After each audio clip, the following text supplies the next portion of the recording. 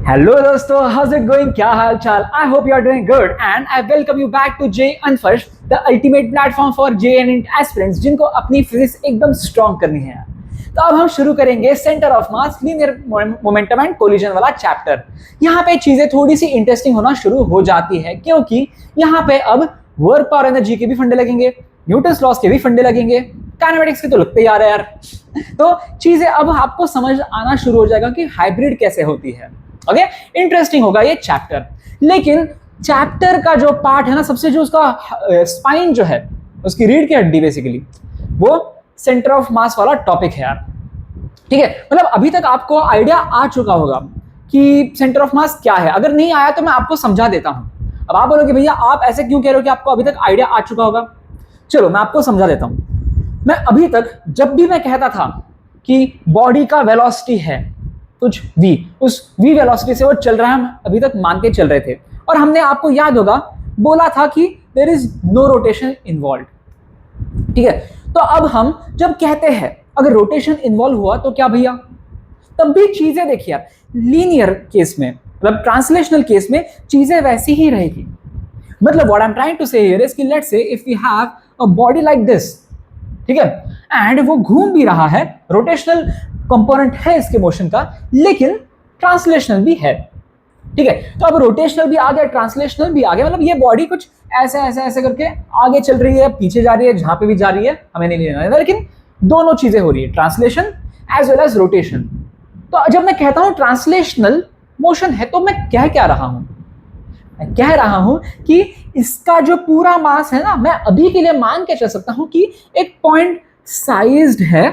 मतलब इसका अगर मान के चलिए इसका टोटल मास m है, थोड़ा या मास यहाँ, थोड़ा यहाँ, थोड़ा यहाँ, थोड़ा वहां, मतलब अलग पूरी तरह से ऐसा है। लेकिन मुझे अगर बस इसके ट्रांसलेशनल एस्पेक्ट को देखना है, मुझे रोटेशन से इसके कोई लेना देना नहीं है, तो मैं बोल दूंगा कि अरे भैया एक पॉइंट पे मैं बोल दूंगा कि इसका मास पूरा कॉन्सेंट्रेटेड है, और उसको मैं ऐसे लिख दूंगा m, और इसका जो v है, इसका जो स्पीड है वही मैं इसका, मतलब या फिर इसका जो वेलोसिटी है वही मैं बोल दूंगा कि इस बॉडी का ट्रांसलेशनल वेलोसिटी है।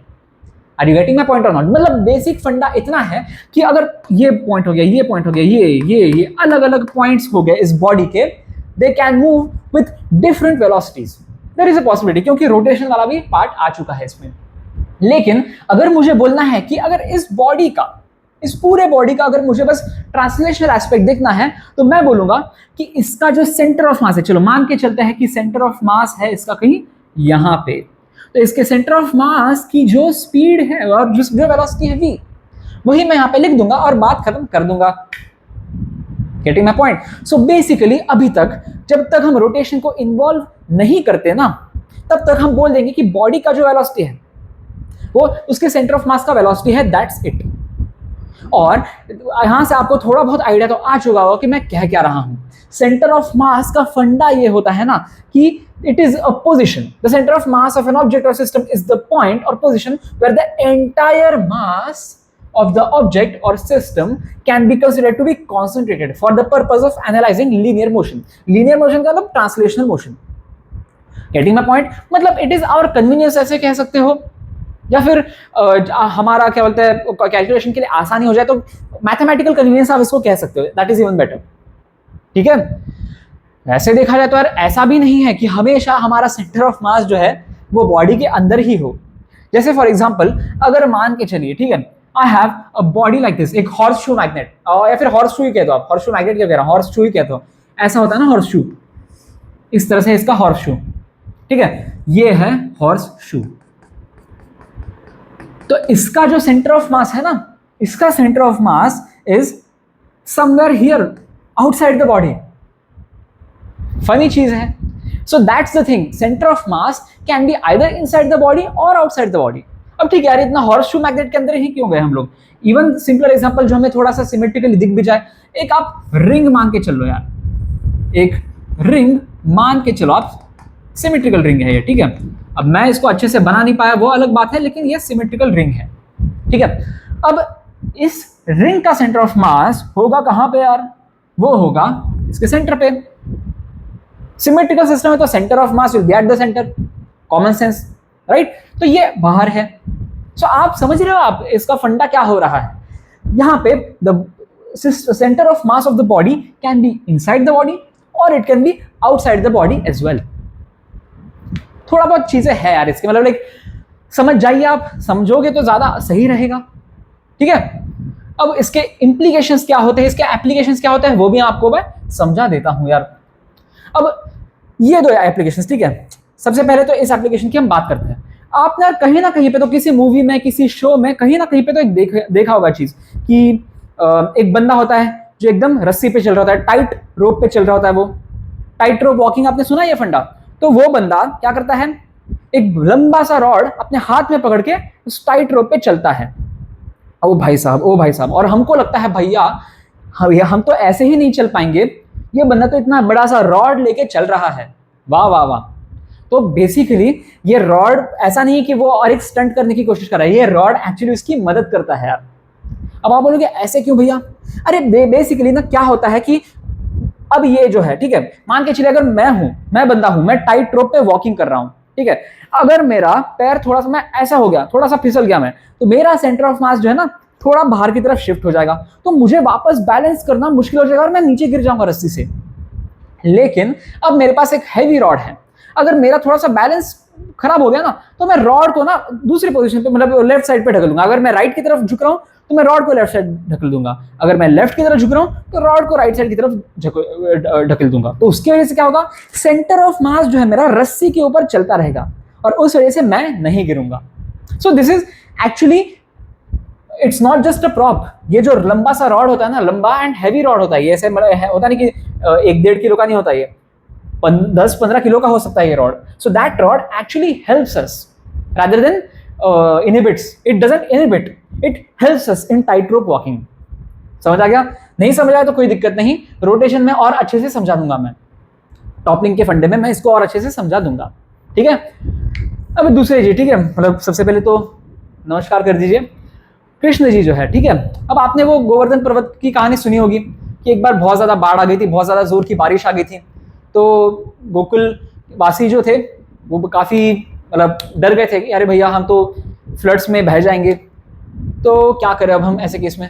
तो कृष्ण भगवान ने क्या करा था ना, पूरा जो गोवर्धन पर्वत है अपने उंगली पे उठाया था और उसके नीचे काफी, मतलब जो सारे गोकुलवासी थे उस पर्वत के नीचे रह गए। अब यहाँ पे वो दिखाया नहीं इन लोगों ने, बट कोई दिक्कत नहीं। तो ये गोवर्धन पर्वत काफी बड़ा था, तो उसके नीचे सारे जो पशु प्राणी, मतलब जो भी है सारे, और इंसान, सभी लोग आ गए और एक तरह से कृष्ण जी ने गोवर्धन पर्वत को अपनी एक उंगली पे उठा के उन्होंने पूरे गोकुल को बचा लिया, ऐसे क्या कहा जाता है। तो ठीक है, मतलब ये तो है उनकी, क्या बोलते हैं, उनकी लीला अपरंपार है, बट हमें क्या इससे सीखना है। वो जब पकड़ते हैं तो देखिए, वो ऐसे साइड में पकड़ते हैं क्या गोवर्धन पर्वत को, यहाँ पे नहीं, वो एकदम सेंटर पे पकड़ते हैं। क्यों पकड़ते हैं मेरे भाई? क्योंकि उन्हें इसको बैलेंस करना है, उसको ऊपर उठा के रखना है। तो सेंटर ऑफ मास जहां पे है उसके जस्ट नीचे उनको अपनी उंगली रखनी पड़ेगी ताकि वो उसे उठा पाए, ठीक है। अब कृष्ण जी तो यार काफी महान है, मतलब वो तो भगवान है, तो अब हम उनकी बातें क्या ही कर सकते हैं, उनका हम फिजिक्स क्या ही स्टडी करें, हम नॉर्मल चीजों का फिजिक्स स्टडी करते हैं, ठीक है। लेट्स से मेरे पास एक ऐसा बॉक्स है, ठीक है, ये बॉक्स है। अब मैं इतना छोटा सा बॉक्स होते हुए भी मैं उंगली पे उठा नहीं पाता यार, तो मैं ऐसे उठाऊंगा, ठीक है। मैं भगवान नहीं हूं, मैं नॉर्मल इंसान हूं, तो मैं ऐसे उठा रहा हूं। बट आप देखिए मैं क्या कर रहा हूं, मैं सेंटर ऑफ मास के पास पकड़ रहा हूं इसे, क्योंकि अगर मैंने सेंटर ऑफ मास से दूर पकड़ा, ये देखिए ऐसे पकड़ लिया, गिर जाता है ये। Getting my point? फिर से देख लीजिए, आप ऐसे साइड व्यू से देख लीजिए, ठीक है। अभी मैंने सेंटर ऑफ मास के पास पकड़ा है, इस वजह से दिस बॉक्स इज स्टेबल। लेकिन जैसे मैं इसको दूर ले जाता हूं, यहां पे पकड़ लिया मैंने, गिर जाता है। सो समझ आया आपको? सेंटर ऑफ मास का पोजीशन पता होना काफी ज्यादा जरूरी है मेरे भाई। अगर नहीं पता होगा तो यार फिर चीजें गिरेंगी, जैसे मेरे हाथ से गिर रही है। तो उस वजह से you have to understand how to like find the position of centre of mass, okay. Perfect. तो concept of centre of mass यही है कि हम जहां पे मास कॉन्सेंट्रेटेड है ऐसे अज्यूम कर सकते हैं, उस पॉइंट को हम मार्क करेंगे, ठीक है। अब आपको समझना है कि सिस्टम जो है वो सिंगल बॉडी भी हो सकता है, मल्टीपल बॉडी भी हो सकता है। तो भैया हम सेंटर ऑफ मास को निकालेंगे कैसे? तो बेसिकली भैया इतना सा फंडा है यार। अब आप ऐसे चलो एक मैं सबसे सिंपल एग्जांपल दे देता हूं मैं, ठीक है? Thought experiment. अभी मेरे पास बॉस है नहीं, तो इस वजह से मैं आपसे थॉट एक्सपेरिमेंट की गुंजाइश करता हूं, और आपको थोड़ा बहुत कॉमन सेंस है आप में, तो आपको समझ आ जाएगा कि मैं क्या कह रहा हूं यहाँ पे, ठीक है? अगर मान के चलिए कि मेरे पास दो सेम साइज के बॉस है, ठीक है? सेम साइज के बॉस है दोनों भी, और मैंने उनको एक छोटे से डंडी से कनेक्ट कर दिया है। तो आप मुझे एक बात बताइए, थोड़ा सा दिमाग लगा के कि मुझे कहां पकड़ना पड़ेगा डंडी को ताकि मैं इसको बैलेंस कर पाऊं? मुझे एग्जैक्टली सेंटर पे ही पकड़ना पड़ेगा ना यार, ऐसे सेंटर पे ही पकड़ना पड़ेगा ताकि ये बैलेंस हो जाए। लेकिन अगर एक बॉल बहुत ज्यादा बड़ा है, दूसरा बॉल बहुत ज्यादा छोटा है, और इन दोनों को मैं कनेक्ट कर रहा हूं, तो थोड़ा सा दिमाग लगा के बताइए कि अब मुझे कहां पकड़ना पड़ेगा ताकि ये सिस्टम रोटेट ना हो, ये सिस्टम बैलेंस्ड हो। क्या मुझे एग्जैक्टली सेंटर पे फिर से ही लगाना है जैसे मैं पहले लगा रहा था, या फिर ये मुझे छोटे बॉल की तरफ ले जाना है, या ये मुझे थोड़ा सा बड़े बॉल की तरफ ले जाना है? आप बताइए। कॉमन सेंस की बात है यार, कॉमन सेंस की बात है। मतलब आप बताइए मुझे कि अगर ये पेन दिख रहा है आपको यार, ये पेन दिख रहा है, अब यहां से मुझे दिख रहा है कि ये जो पेन है थोड़ा सा इस साइड पे ज्यादा हैवी है, तो मेरा ऑटोमेटिकली उंगली जो है मैं लेफ्ट साइड की तरफ शिफ्ट करता हूं ताकि ये मैं इसको बैलेंस कर पाऊं, ऐसे मैं बैलेंस कर पाऊं। अगर मैं इसको सेंटर में रखूंगा तो ये बोलेगा ए भाई मैं इसको नीचे ले जाऊंगा, ये गिरा दूंगा मैं। तो उस वजह से मुझे सेंटर ऑफ मास जो है ना वो हैवियर ऑब्जेक्ट की तरफ शिफ्ट करना पड़ता है। Getting my point? So that means this one is correct. हमारा सेंटर ऑफ मास यहां पे आ जाता है, यहां पे आ जाता है टुवर्ड्स द हैवियर बॉडी, ठीक है? एंड ये वाला तो गलत है भाई, सेंटर पे, एग्जैक्ट सेंटर पे तो नहीं आएगा, एंड टुवर्ड्स लाइटर ऑब्जेक्ट भी नहीं जाएगा। It will come closer to the heavier body. Getting my point or not? ठीक है, अब आप बताइए कि भैया इतना समझ आ चुका है हमें कि ये हेवियर बॉडी की तरफ शिफ्ट हो गया है, लेकिन एग्जैक्टली इसको क्वांटिफाई कैसे करेंगे? आप बता सकते हो हमें थोड़ा सा? डेफिनेटली बताएंगे यार। अब आपको ना यहां पे समझना क्या है, आपको यह समझना है कि जब हम निकालते हैं position of centre of mass, ठीक है, तो हम कहते हैं कि लेट्स से, अब मैं इतना ज्यादा बड़ा इतना ज्यादा छोटा नहीं करूंगा, थोड़ा बहुत ऐसे M1 M2 अलग अलग नाम दे दूंगा, आपको समझ जाना है कि दे आर अनइक्वल मासेस, ठीक है? M1 एंड M2 है, ठीक है? अब ये मान के चलिए कि ये है position of centre of mass, and the distance of M1 from centre of mass is से x1, and the distance of M2 from center of mass is say x2, ठीक है? अब आपको यह समझना है कि M1 and M2 are on the opposite sides of the center of mass, ये दोनों एक साइड पे नहीं हो सकते। Getting my point or not? ठीक है? सो इस वजह से अगर x2 इस मतलब अगर मैं C को रेफरेंस, सेंटर ऑफ मास को मैं अगर रेफरेंस ले लेता हूं ना, if C is our reference, if center of mass C is our reference, तो फिर क्या करूंगा मैं यार? मैं बोल दूंगा कि M2 x2 is equal to minus M1 x1, ठीक है? समझ आ गया आपको? मतलब M2 अगर बड़ा है तो फिर x2 छोटा हो जाएगा। मतलब आप यहां से समझ लीजिए ना प्रोपोर्शनैलिटी, अगर आप साइन को इग्नोर कर दीजिए, साइन को अगर इग्नोर कर देंगे तो क्या हो जाएगा बताइए? M2 अपॉन M1, और ऐसे ऐसे लिख दो चलो, is equal to x1 upon x2। मतलब यही तो है ना, यही तो है। अगर M2 हैवी है तो x1 छोटा है, सॉरी M2 हैवी तो x2 छोटा है, M1 हैवी तो x1 छोटा है। क्या कह रहा हूं मैं? समझ आ गया ना? M is inversely proportional to x is what I am trying to say. मतलब अगर M हैवी है तो इसका distance from the centre of mass is less, M ज्यादा x कम, M कम x ज्यादा। इनवर्स प्रोपोर्शनैलिटी मेरे भाई यार, इसको ऐसे लिख दो, इवन बेटर, ये ऐसे लिखेंगे तो ज्यादा अच्छे से समझ आ जाएगा। इनवर्स प्रोपोर्शनैलिटी, यहां से आप यहां आ सकते हो, यहां से आप यहां आ सकते हो। Are you getting my point or not? ये अगर मैं सेंटर ऑफ मास को मैंने रेफरेंस की तरह लिया है, इसको अगर मैंने ओरिजिन की तरह ट्रीट किया है, तो ये ऐसे फंडे हो जाते हैं, right? But it's not necessary that our centre of mass is the origin always. ऐसे भी तो हो ही सकता है ना मेरे भाई कि लेट्स से यहां कहीं पे तो ओरिजिन है, दिस इज आवर ओरिजिन, ठीक है। And the possibility is also that, मैं काम करता हूं, इस चीज को मैं अगले स्लाइड पे एक्सप्लेन कर देता हूं मैं, ठीक है। अगर मान के चलिए कि ये है ओरिजिन, ये है m1, ये है m2, right. The distance of origin from m1 is x1 and distance of m2 from the origin is x2। तो इस केस में हमें अगर सेंटर ऑफ मास का पोजीशन चाहिए ना, हमें अगर इस केस में सेंटर ऑफ मास का पोजीशन चाहिए तो मैं क्या करूंगा। और अगर आपको लग रहा होगा कि भैया m2 यहाँ पे ज्यादा हेवी लग रहा है m1 से, तो आप ऐसा क्यों यहाँ पे इसकी तरफ शिफ्ट करा रहे यार, वो तो मैंने बस डायग्राम के लिए ड्रॉ करा हुआ है। चलो कोई बात नहीं, आप इतने एक्यूरेसी को क्रेव करते हो तो कोई दिक्कत नहीं, यहाँ पे ड्रॉ कर देते हैं हम, ठीक है। Happy, okay.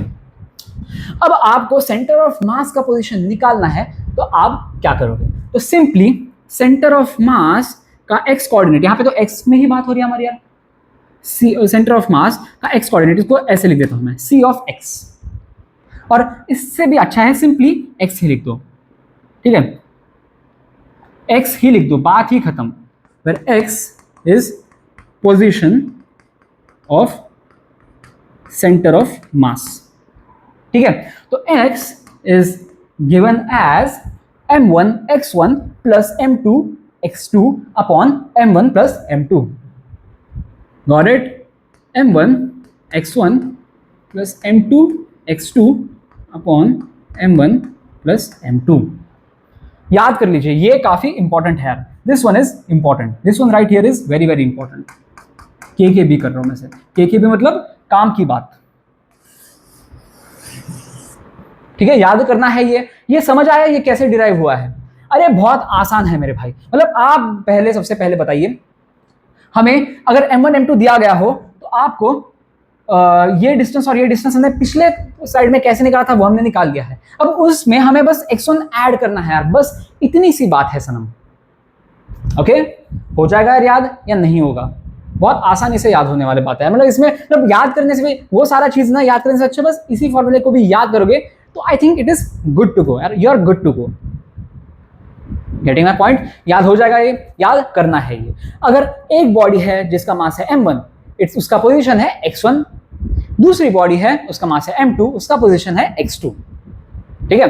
तो the position of centre of mass of this two body system will be given as x is equal to m1 x1 plus m2 x2 upon m1 plus m2, where this capital X is the position or x coordinate of our center of mass, ठीक है।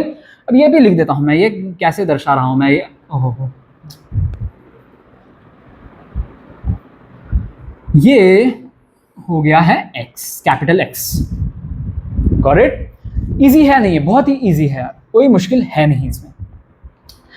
अब आपको समझना है अगर multiple body system होगा तो क्या होगा चीज, यहीं पे दिखा देता हूं मैं पहले, ठीक है। यहाँ पे हमारे पास स्पेस है ना, तो स्पेस को हम क्यों वेस्ट करें, यहाँ पे मैं सरहद बना देता हूं, ठीक है।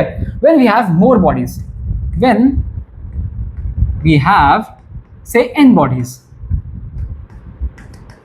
ठीक है, of masses m1 m2 m3 dot dot dot mn, and m1 का एक्स कोऑर्डिनेट क्या है x1, m2 का एक्स कोऑर्डिनेट x2, m3 का एक्स कोऑर्डिनेट x3, इस तरह से, ठीक है। And positions x1, x2, x3 dot dot dot xn, ठीक है। हमारे पास m1 m2 m3, m1 का पोजीशन है x1, m2 का पोजीशन है x2, m3 का पोजीशन है x3, इस तरह से। तो अब ऐसे सिस्टम के लिए of n bodies, n distinct bodies, तो यहाँ पे हम बोल देंगे x is equal to m1 x1 plus m2 x2 plus m3 x3 plus dot dot dot plus mn xn upon m1 plus m2 plus dot dot dot mn। समझ आया आपको? मतलब मास को हमें मल्टीप्लाई करना है, ईच सिंगल मास को multiply करना है उसके रेस्पेक्टिव पोजीशन के साथ। m1 का मल्टीप्लिकेशन कर दो x1 के साथ, m2 का मल्टीप्लिकेशन कर दो x2 के साथ, m3 का x3 के साथ, डॉट डॉट डॉट ऐसे करते जाओ, और फाइनली mn का मल्टीप्लिकेशन xn के साथ। तो हमारे पास जो भी टर्म्स आएंगे m1 x1 m2 x2 m3 x3 सारे mn xn, तो इन सभी को ऐड करना है और लिखना है न्यूमरेटर में, राइट। और डिनोमिनेटर में क्या करना है यार, सिंपली मासेस को ऐड अप कर देना है, m1 m2 m3 dot dot mn, सबको ऐड अप कर दो, मतलब टोटल मास नीचे लिख डालो। समझ आ गया आपको? सो इसी को हम ऐसे भी लिख सकते हैं, क्योंकि हमारे मैथ्स में क्या बताया जाता है, सारी चीजों को थोड़ा सा शॉर्ट एंड वे में, कंडेंस्ड वे में लिखना ज्यादा सही होता है। तो इसको हम लिखते हैं sigma mi xi, I varies from 1 to n, I goes from 1 to n upon sigma mi, again I is equal to 1 to n। आसान है या नहीं है? ये बात बहुत ही आसान है यार, ये बहुत ही ज़्यादा सिंपल है, याद रखना है, इसे भी याद करना है। इसको भी मैं के भी लगा रहा हूं, हो जाएगी याद। हाँ, यहीं पे ये लिखा हुआ है हमने, इसको मैं फिर से अभी ये डिराइव करने की जरूरत नहीं है, तो मैं सिंपली अब इसको शॉर्ट एंड वे में लिख देता हूं। For n bodies of masses m1, m2, m3, mn and their respective positions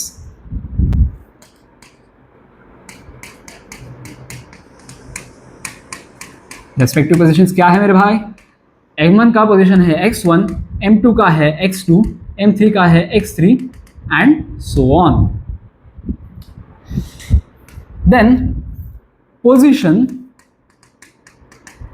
of COM, जिसको मैं कहूंगा XCOM, इज ये।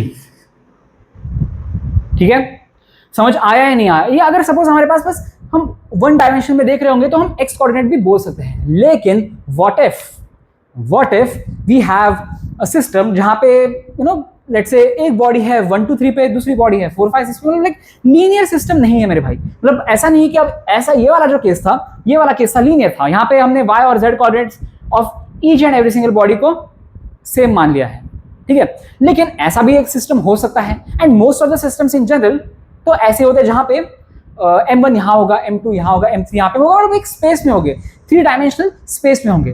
तो अगर हमें अब पोजीशन वेक्टर, अब हम क्या करेंगे बात पोजीशन वेक्टर की, राइट? तो position vector of centre of मास अगर हमें निकालना है for this kind of system जहां पे बॉडीज जो है स्कैटर्ड होंगे इन अ स्पेस, तो हम क्या करेंगे, ये वाला फॉर्मूला लग जाएगा। ठीक है, तो मैं ये भी लिख देता हूं, for n bodies of masses m1, m2, m3, mn, right, and position vectors and their respective position vectors, ऐसे लिख देता हूं, and the respective position vectors are क्या, m1 का हो जाएगा r1 वेक्टर, m2 का हो जाएगा r2 vector and so on, mn का हो जाएगा rn वेक्टर। ठीक है, then position vector of centre of mass ये हो जाएगा।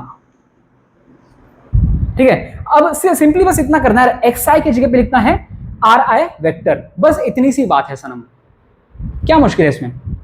अगर आपको वेक्टर फॉर्म से इतनी एलर्जी है तो आप एक सिंपली ये भी काम कर सकते हो, m1 का x कोऑर्डिनेट x1, m2 का x कोऑर्डिनेट x2, m3 का x कोऑर्डिनेट x3, mn का x कोऑर्डिनेट xn। इस तरह से आप x कोऑर्डिनेट मतलब पोजीशन ऑफ x कोऑर्डिनेट और x coordinate of centre of मास निकाल लो, आप जैसे ऐसे निकाल रहे थे। अब यही प्रोसेस आप y कोऑर्डिनेट के लिए भी कर दो, मतलब m1 का y कोऑर्डिनेट y1 होगा, m2 का y2, m3 का y3 और mn का yn इस तरह से होगा। तो अब जैसे ऐसे कर रहे थे स्केलर फॉर्म में फॉर x कोऑर्डिनेट, वैसे ही y कोऑर्डिनेट के लिए भी करेंगे, sigma mi yi upon sigma mi, ये कर दोगे, इससे आपको y कोऑर्डिनेट मिल जाएगा सेंटर ऑफ मास का, and similarly goes for z coordinate. मतलब ये जो है वेक्टर जो है वो बस 3 अलग अलग इक्वेशंस को एक इक्वेशन में समराइज करने के लिए है बस, बट अदरवाइज जो यहां पे हो रहा है वही एग्जैक्टली यहां पे भी हो रहा है। Got it?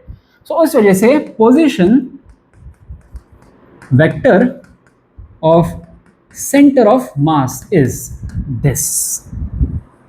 ठीक है, गॉट इट?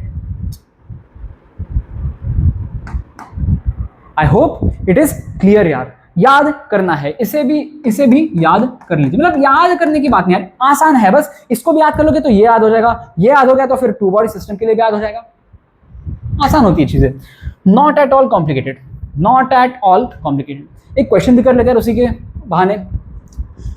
3 आइडेंटिकल स्पेस, ये द लिखा है ना, आई थिंक 3 होने चाहिए, ठीक है 3 है, मतलब अगर ट्रायंगल के कॉर्नर्स पे रखा हुआ है तो 3 होंगे, तो ये है 3।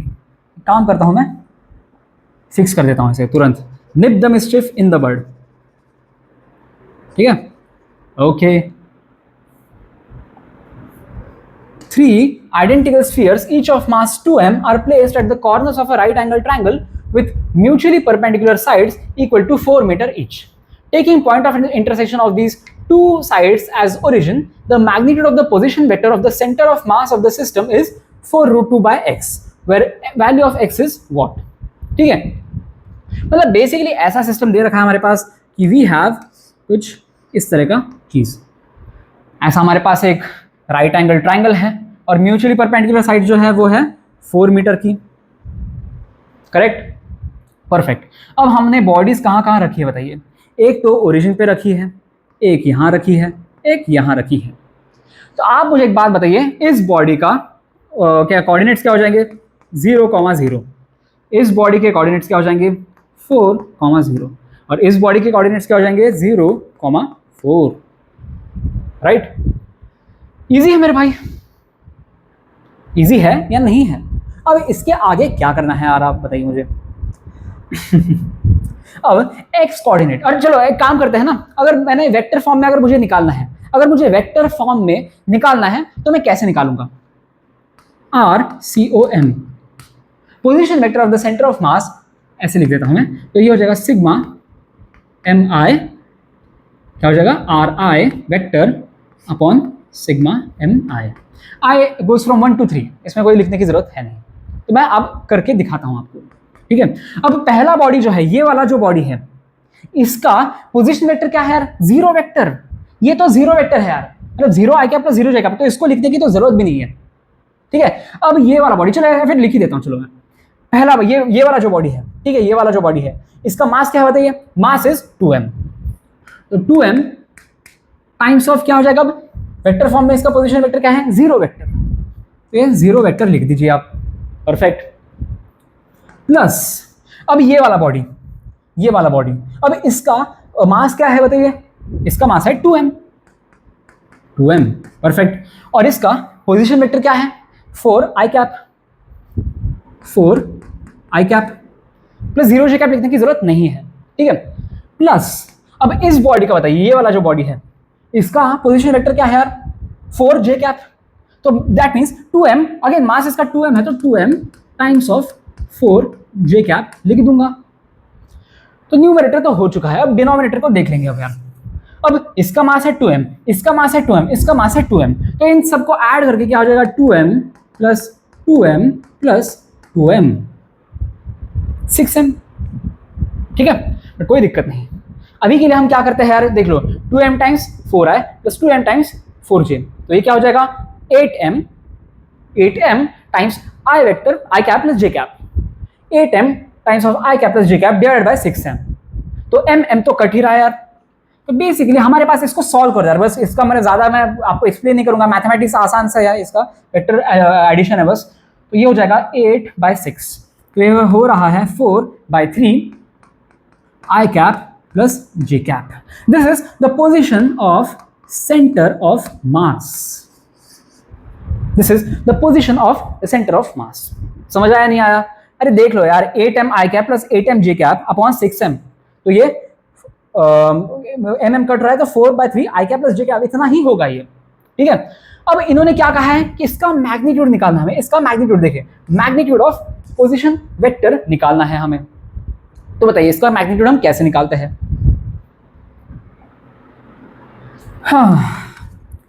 Magnitude of the position vector of centre of मास हो जाता है, 4/3 को बाहर ही निकाल दिया, 4/3 को बाहर निकाल लिया, और under root of 1 square plus 1 square, 1 square plus 1 square. So basically ये हो रहा है 4√2/3, 4√2/3। सो दैट मीन्स x का जो वैल्यू है, x का value is suppose to be 3, so x is equal to 3, and that is our right answer. आसान, आई hope it is very simple यार।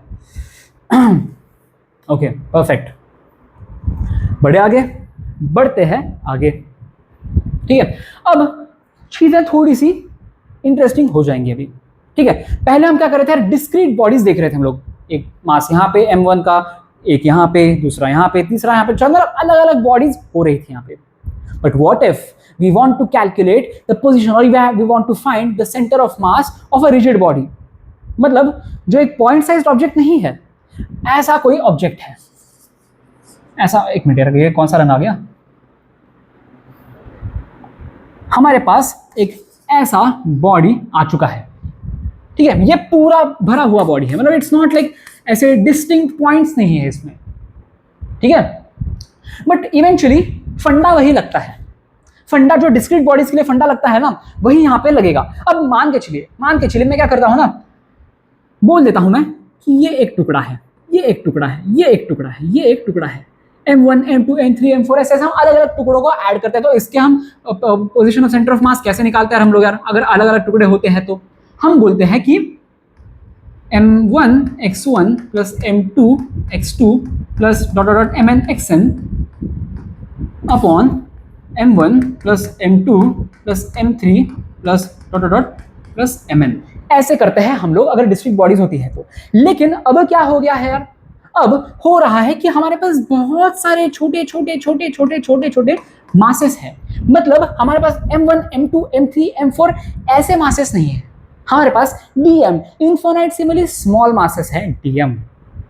सो बेसिकली अब मैं क्या कर रहा हूं मेरे भाई, मैं basically M1, M2, M3, Mn इसके जगह पे मैं कर रहा हूं dm का एडिशन।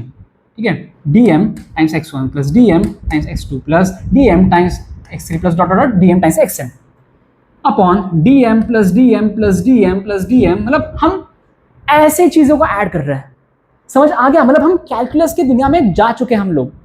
ठीक है, अब ये ऐसे तो लिखते नहीं हम यार कैलकुलस में, हम इंटीग्रेशन को ऐसे नहीं दर्शाते, हम इस चीज को कैसे दर्शाते हैं यार इंटीग्रेशन में, हम ऊपर वाला जो न्यूमरेटर है उसको बोल देते हैं dm, तो है dm के ओवर हम x को इंटीग्रेट कर रहे हैं, मतलब x1 x2 x3 सारों को ऐड कर रहे हैं ना, that's what we are doing is we are integrating x over dm, ये हो गया numerator.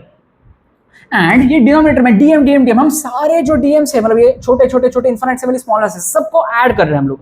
So that means what we are doing is we are integrating dm, and इससे आ जाता है position of centre of mass in calculus form. मतलब अगर हमारे पास डिस्क्रीट बॉडीज नहीं है, but rather we have a continuous body, तब हम लगाएंगे calculus, integral x dm upon integral dm। Funda वही है, फंडा एग्जैक्टली वही है, बस फॉर्मूला थोड़ा सा अलग लगेगा। वो बच्चों वाला फॉर्मूला था, ये थोड़ा सा मैच्योर ऑडियंस के लिए फॉर्मूला है ये। ठीक है, अब इसमें भी एक चीज ये है कि इंटीग्रल dm, मतलब मैं क्या कह रहा हूं, अरे भाई इसका पूरा मास है कैपिटल M बोल दो, तो इंटीग्रल dm को कैपिटल M बोल सकते हैं ना, सारे छोटे छोटे इनफाइनाइटेसिमली स्मॉल मासेस को ऐड अप कर देता हूं तो कैपिटल M हो गया। फिर that means position of centre of mass कुछ ऐसा हो जाता है, integral x dm upon capital M, where capital M is total mass of the body. Easy है नहीं यार, काफी इजी है यार, मतलब फंडामेंटल तो वही है, एग्जैक्ट वही है, राइट। अब आप बताइए, अगर हमारे पास बॉडी 3 डायमेंशनल है, ठीक है, मतलब वेक्टर फॉर्म में, अगर हमारे अलग ये अगर बॉडी एक प्लेनर नहीं है या फिर एक लीनियर फॉर्म में नहीं है, मतलब 3D बॉडी है हमारे पास, तो अगर 3D बॉडी है तो उसका पोजीशन वेक्टर, अब इस केस में बोलेंगे वेक्टर, पोजीशन वेक्टर, तो इस वजह से हम बोलेंगे इन vector form position vector of centre of mass for 3D object will be like this. मतलब हमने क्या करा, पहले जैसे ही x के जगह पे लगा दिया r वेक्टर, ठीक है, समझ आ गया आपको। बस अब ri dm नहीं बोलेंगे हम लोग, ri हम कब बोलते हैं, जब हम समेशन कर रहे हैं, जब इंटीग्रेशन कर रहे हैं तो हम बस r वेक्टर बोल देंगे, because r is our variable. And similarly अगर बस एक डायमेंशन में देख लिया, अगर x के अलॉन्ग हम इंटीग्रेट करें तो xi नहीं बोलेंगे हम लोग, xi तब बोलेंगे जब हम समेशन कर रहे हो, राइट। अब यहाँ पे इंटीग्रेशन हो रहा है तो xi नहीं बोलेंगे हम, एज अ वेरिएबल बोल देंगे और इंटीग्रल एक्स डी एम बोल देंगे। समझ आ गया आपको ये मेरी बात? ये भी याद रखना है, ये भी, मतलब इसको भी याद रखोगे तो ये भी याद हो जाएगा। Getting my point? I hope you have got my point. ठीक है, समझ आ गया आपको? अब हम स्पेशल केसेस की बात करते हैं। सेंटर ऑफ मास अगर हमें निकालना है फॉर सम स्पेशल केसेस, तो कैसे निकालते हैं? ठीक है, अब ये है for 2D non laminar systems. Laminar मतलब क्या होता है? एक sheet. This is not a sheet, लगेगा हमें ये शीट है, but this is not a sheet, this is like a perimeter. मतलब हमारा मास जो है ना कुछ इस तरह से है, ऐसे ऐसे ऐसे ऐसे। ओके, सो भरा हुआ नहीं है, ये भरा हुआ नहीं है। भरा हुआ कैसे दिखता है वो भी मैं आपको दिखा देता हूं। ये देखिए, ये है भरा हुआ, दिस इज लैमिनार सिस्टम। ये है भरा हुआ, मतलब इसके अंदर पूरा भरा हुआ है मास, इसके अंदर पूरा भरा हुआ, इसके अंदर पूरा भरा है, इसके अंदर पूरा भरा हुआ। Okay, perfect. अब आपको मैं बताता हूं लैमिनार सिस्टम। अगर ये ऐसा सिमेट्रिकल है, रेक्टेंगल हो, स्क्वायर हो, रोम्बस हो, तो अब ऐसे सिस्टम्स में ना जो डायगोनल होता है, इनके डायगोनल का इंटरसेक्शन निकालो यार। ये है इस तरह से, ये है इस तरह से, तो ये जो है ना, this is our centre of mass for a rectangular system or a rhomboidal system or square or parallelogram, ऐसे सिस्टम के लिए यही होता है हमारा सेंटर ऑफ मास। सिमिलरली अगर हमारे पास सर्कल दिया जाए तो उसका सेंटर है आवर सेंटर ऑफ मास, मतलब सर्कुलर रिंग है, this is a ring by the way, बस पेरीमीटर है इसका। ठीक है, अगर हमारे पास इक्विलैटरल ट्रायंगल दिया जाए तो इसका सेंट्रॉइड, कॉमन सेंस की बात, अगर इक्विलैटरल ट्रायंगल दिया जाए तो इसका सेंट्रॉइड जो है वो हो जाएगा हमारा सेंटर ऑफ मास, राइट। अब आप बोलोगे भैया इक्विलैटरल ट्रायंगल के लिए तो सेंट्रॉइड सेंटर ऑफ मास हो जाएगा, वो तो कॉमन सेंस की बात है, बट व्हाट इफ हमारे पास एक स्केलिनी ट्रायंगल हो, ऐसे कुछ वियर्ड सा ट्रायंगल है, ऐसे कुछ बहुत ही घटिया सा बेहुदा सा ट्रायंगल है ये, तो ऐसे केस में भैया हम कैसे निकालेंगे सेंटर ऑफ मास का position? Will it again be the centroid? Yes, for any triangle in general, ठीक है, for any triangle in general centre of mass will coincide with the centroid.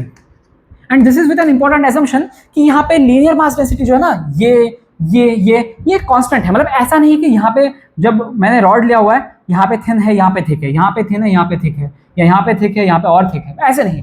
ये linear mass density is constant, हम ऐसे assume कर रहे हैं। Linear mass density का मतलब पता है ना, मास पर यूनिट लेंथ। ओके, सो जब मास पर यूनिट लेंथ कांस्टेंट हो तब ट्रायंगल चाहे इक्विलैटरल हो, चाहे आइसोसेलेस हो, चाहे स्केलिनी ट्रायंगल भी हो, तब भी हमारा जो सेंटर ऑफ मास जो है ना वो होगा at the centroid. Got my point?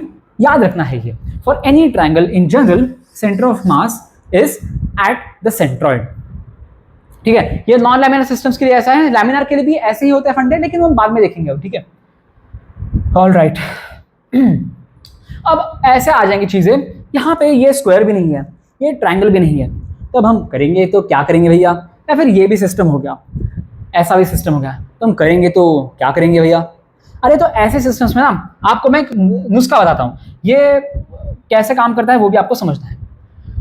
मान के चलिए इसका हमें लेंथ दिया गया होगा x1, ठीक है, इसका लेंथ, फिर x1 मत बोलो, इसका लेंथ बोलो L1 लेंथ बोल दो, ठीक है, इसका लेंथ बोल दो L2, इसका लेंथ बोल दो L3, इसका लेंथ बोल दो L4।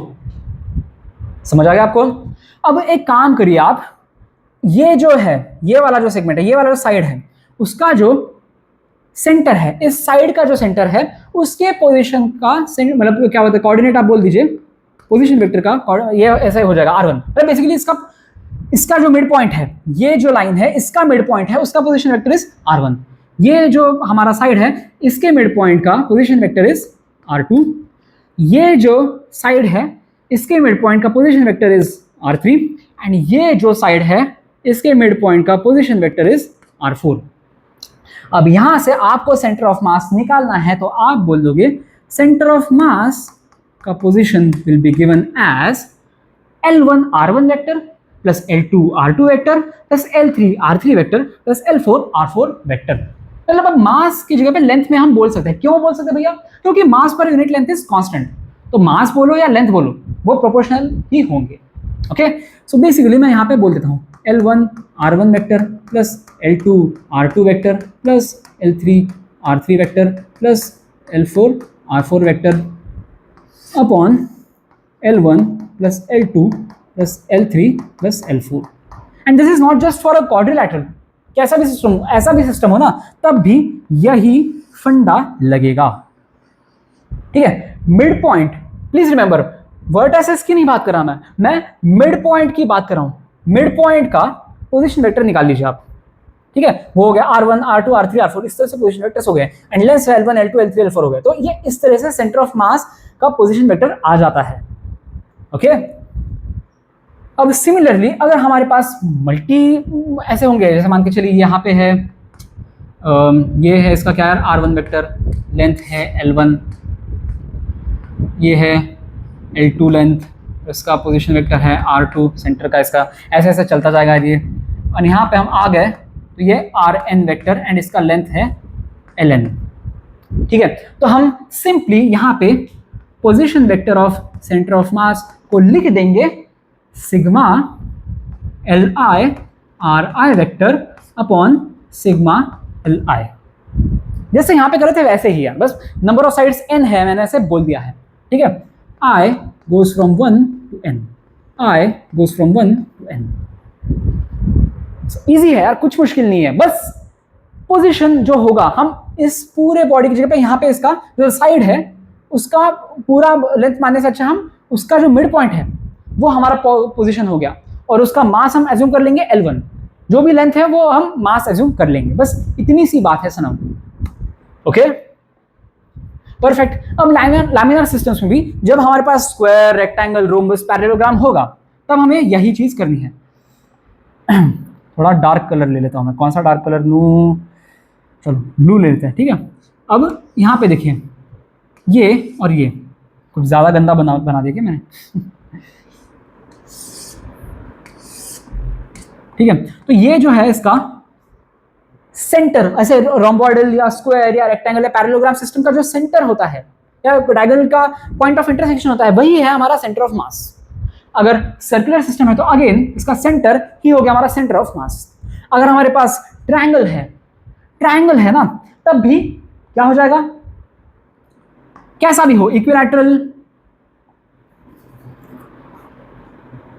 अरे ये बोल दो, अब चाहे कैसा भी हो, इक्विलैटरल और स्केलिनी बोलते हैं, स्केलिन बोलते हैं, जो भी बोलते हैं इसका, COM lies on centroid, centroid पे ही लाई करेगा। ठीक है, अब आप बोलोगे भैया ऐसा सिस्टम आ गया यहाँ पे ये स्क्वायर, रेक्टेंगल, रोम्बस, पैरेललोग्राम की तरह भी नहीं लग रहा, ये समझ नहीं आ रहा, अब हमें करे तो क्या करें ऐसे सिस्टम में। इर्रेगुलर सा कोई क्वाड्रिलैटरल है तो करे तो क्या करें। अब यहाँ पे ये फंडा लगा सकते हैं कि भैया मिड पॉइंट्स यहाँ के ले लो वगैरह, नहीं, यहाँ पे वो फंडा नहीं लगाएंगे हम लोग। हम कोशिश करेंगे कि इस पार्ट को जो है ना, ऐसे इर्रेगुलर शेप्ड ऑब्जेक्ट को थोड़ा रेगुलर शेप्ड ऑब्जेक्ट्स और एटलीस्ट ट्रायंगल्स में तोड़ने की कोशिश करें। As in what I will do here is, मैं लेट्स से इसको ऐसे तोड़ देता हूं। अब मेरे पास आ चुका है ये एक ट्रायंगल और ये एक ट्रायंगल। ठीक है, एंड मान के चलिए कि मेरे पास area of this triangle here is A1, area of this triangle here is A2, and the position vector of the centroid of this triangle here is R1 vector, and the position of centroid of this triangle here is R2 vector। अब यहाँ पे आपको ऐसे laminar system के लिए, एक sheet जैसे system के लिए अगर position of centre of mass निकालना है तो आप बोलोगे, क्या बोलोगे आप, RCOM vector is equal to A1 R1 vector plus A2 R2 vector upon A1 plus A2। समझ आ रही है आपको मेरी बात या नहीं आ रही? मतलब अब मैंने क्या कर दिया, तो ट्रायंगल्स में तोड़ दिया। ट्रायंगल का मुझे सेंटर ऑफ मास का पोजीशन निकालना आता है, मुझे ये ट्रायंगल है उसका सेंटर ऑफ मास का पोजीशन निकालना आता है। कैसे? सेंट्रॉइड के फंडे से। मुझे ये ट्रायंगल है इसका सेंटर ऑफ मास निकालने का फंडा आता है। कैसे? सेंट्रॉइड के फंडे से। तो मैंने R1 वेक्टर निकाला, R2 वेक्टर भी निकाल दिया, और मैं एरिया भी निकाल लेता हूं, ऐसे मैं एज्यूम करता हूं, ठीक है। अब वो कैसे, अब ऐसे regular unless we have values, हम तब तक एरिया तो बोल नहीं पाएंगे, लेकिन चलो हमारे पास होगा किसी तरह से, हमारे पास A1 A2 आ गया। तो इस केस में A1 R1 vector, A2 R2 vector होगा हमारे पास, तो हम इस तरह से सेंटर ऑफ मास का पोजीशन निकालेंगे। इजी, बढ़े आगे, बढ़ते हैं आगे। मतलब एक और एक एग्जांपल देख लो, ये तो मैंने एक्सप्लेन कर दिया कैसे, ये वाला पिछला ही एग्जांपल है, जो ये था वही दूसरे पेज पे मैं ले आया, फिर से इसको ड्रॉ करने की जरूरत थी नहीं, फालतू का वेस्ट कर दिया हमने पेज, बट कोई दिक्कत नहीं, ठीक है। अब आपके पास ऐसे भी सिस्टम्स हो सकते हैं इस टाइप का, ये एल शेप्ड कुछ है, ठीक है। अब इसमें क्या करोगे भैया जी, इसमें मैं ऐसे कर सकता हूं, ठीक है, रंग गलत है, मैं कुछ यूं कर देता हूं, ठीक है। अब मेरे पास क्या आ चुका है, ये आ चुका है एक रेक्टेंगल या स्क्वायर बोल दो, और ये आ चुका है दूसरा रेक्टेंगल, ठीक है। तो अब मान के चलिए, अब रेक्टेंगल का तो मुझे पता है, इसका जो डायगोनल का इंटरसेक्शन पॉइंट है इसको मैं बोल देता हूं चलो R1 वेक्टर, ठीक है, एंड इसका जो एरिया है वो है A1, एंड नीचे वाला रेक्टेंगल जो है उसका भी मुझे पता है यार, R2 वेक्टर निकालना कोई मुश्किल बात नहीं है, और इसका एरिया भी निकालना काफी मुश्किल नहीं है। तो मैं A2 और R2 ये भी निकाल लिया मैंने, A1 और R1 ये भी निकाल दिया, तो यहां से भी वही करना है, RCOM vector is equal to A1 R1 vector plus A2 R2 vector upon A1 plus A2। ये दिख रहा है आपको यार, ये ब्लैक कलर के बैकग्राउंड में दिख रहा है या नहीं, ये पर्पल रंग, हाँ दिख तो रहा है यार, सही है। I think purple is one of those few colours जो क्या बोलते हैं, व्हाइट बैकग्राउंड पे भी अच्छे से चमक उठता है, ब्लैक बैकग्राउंड पे भी अच्छे से चमक उठता है, तो हम इस कलर को और थोड़ा सा यूज करेंगे यार। मुझे लगता था कि यार पर्पल थोड़ा सा ब्लैक बैकग्राउंड में अच्छे से दिखेगा नहीं, बट अपेरेंटली अच्छे से दिख रहा है। ओके, बढ़े आगे यार, बढ़ते हैं आगे। अब हम समझेंगे, अब कुछ रेगुलर शेप ऑब्जेक्ट्स होते हैं ना, तो उनका पोजीशन क्या होता है सेंटर ऑफ मास का, ठीक है। लेट्स से हमारे पास कुछ ऐसा सिस्टम हो, let's say we have a fraction of a ring. Fraction of a ring का क्या फंडा होता है यार, मतलब मैं ऐसे कह रहा हूं, ये इस तरह से एक रिंग है, मतलब एक मान के चलो एक आसान कर देते हैं आपको, और थोड़ा सा सिंपल वे में समझा देते हैं। लेट्स से मेरे पास एक ऐसी रिंग है मेरे भाई, मेरे पास एक ऐसी रिंग है, लेकिन मेरे पास पूरी रिंग नहीं है। अब मैं क्या करता हूं, एक फ्रैक्शन ले रहा हूं उसका, मतलब मैं थोड़ा सा उसका टुकड़ा काट रहा हूं, ठीक है, और थोड़ा काट लेता हूं, हाँ देखो अब ये मेरे पास बस फ्रैक्शन बचा है मेरे भाई, राइट। अब इसका मुझे एक बात बताइए, सेंटर अगर मान के चलो ये है C, ठीक है, एंड मैं बोल देता हूं कि अगर let's say this is the axis of symmetry, मतलब ये पॉइंट जो है ना, यहां से इतना आर्क लेंथ सेम है, यहां से इतना आर्क लेंथ सेम है। सो दैट मीन्स अगर मैं कहता हूं कि the angle subtended by this arc or this fraction of a ring is let's say alpha, ठीक है, और इसको सेंटर का O बोल देता हूं मैं, क्योंकि हम C यूजुअली रेफर करते हैं सेंटर ऑफ मास के लिए, तो अब ये सेंटर इज आवर O, ठीक है। तो अब यहां पे आपको सेंटर ऑफ मास का जो पोजीशन है, ये जो है this will be given by this formula R sin alpha by 2 upon alpha by 2, ठीक है। अब इसका डेरिवेशन जो है, मैंने क्या बोला, जुड़वा वीडियो, मेरा जो जुड़वा भाई है फ्रॉम द मल्टीवर्स, मैंने उसको बुलवा के दूसरे वीडियो में मैंने करवाया, आज ही के दिन आया है, ठीक है। तो आप देख लेना वो वीडियो, उसमें डेरिवेशन कराया, थोड़ा एडवांस का नुस्खा है, तो उस वजह से इस वीडियो में सेंस नहीं बनता उसको समझाने का, लेकिन याद करने में तो यार इस वीडियो में भी आप कर सकते हो, ठीक है। ये है KKB, याद तो करना है यार, चाहे आपको एडवांस का वीडियो देखना है नहीं देखना है, but please remember this thing, the distance is from the centre of this ring, ये O, तो हमारा पोजीशन सेंटर ऑफ मास जो होगा यहां पे होगा, एंड OC जो है the distance of our centre and our centre of mass here will be R sin alpha by 2 upon alpha by 2, ठीक है। ओके, अगर मान के चलिए ये fraction of a ring is a special case, that is it is a semi circular ring, मतलब अगर मैं ऐसे निकालता हूं, ठीक है, अरे यार ये रंग क्यों चेंज हो जाता है यार, कोई बात नहीं, let's fix it right away, ठीक है। अगर मैं क्या कर रहा हूं यहां पे, कैसे हटा यार, पूरा ही हट गया चलो कोई बात नहीं। अबे क्या हो रहा है ये, पूरा ही हट रहा है यार, चलो कोई बात नहीं। ये है हमारा एक सर्कल। अब मुझे क्या चाहिए, बस मुझे क्या चाहिए, आई जस्ट वॉन्ट एक सेमी सर्कल। तो मैं आधा काट देता हूं, मैं बस आधा काट देता हूं, ये इस तरह से है, ये सेमी सर्कल है, ठीक है। तो अब ऐसे सेमी सर्कल वाले केस में आप मुझे बताइए अल्फा एंगल जो है, the angle subtended at the centre will be equal to what, this will be equal to pi ना, पाई मतलब 180 डिग्री, मतलब ये जो अल्फा एंगल है will be equal to 180 degree. So that means for a semicircular ring, alpha will be equal to pi radian. So अब ये हम इस फॉर्मूले में alpha is equal to pi डाल के x का वैल्यू निकाल लेंगे, मतलब इसका वैल्यू हम निकाल लेंगे। कितना आएगा बताइए यार, अल्फा को पाई डाल दो, r sin pi by 2 upon pi by 2, sin pi by 2 क्या हो गया 1, तो r times 1 upon pi by 2, तो ये नीचे डिनोमिनेटर में by 2 जो है वो न्यूमरेटर में आके 2 हो जाएगा, तो that means 2r by pi हो जाएगा। सिंपल सी बात है यार, अल्फा इज इक्वल टू पाई डाल दोगे इस फॉर्मूले में, इस फॉर्मूले में अल्फा इज इक्वल टू पाई डाल दो, ये आ जाएगा आंसर, सिंपल एज दैट, ठीक है।